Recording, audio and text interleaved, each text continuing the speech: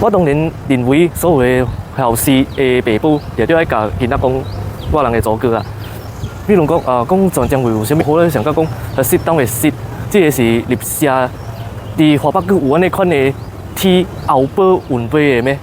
无啊！你认为是毋是应该互囡仔学会晓专将会的得到的得，才来学英歌的跳较用咧？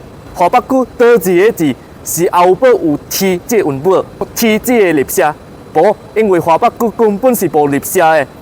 另外一个就是食较侪的卡，甲 a word border 即个 glotter stop 前后读音。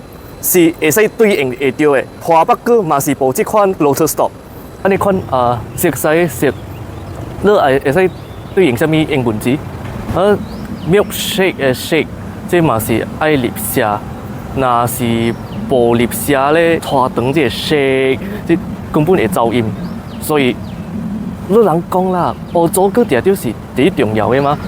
若是你连即个祖国的基础嘛拍袂好，你学英歌马来话你真正吃亏的，八的华北区有砍喙音无？无，你倒落找一个是有后堡 M 的音，无。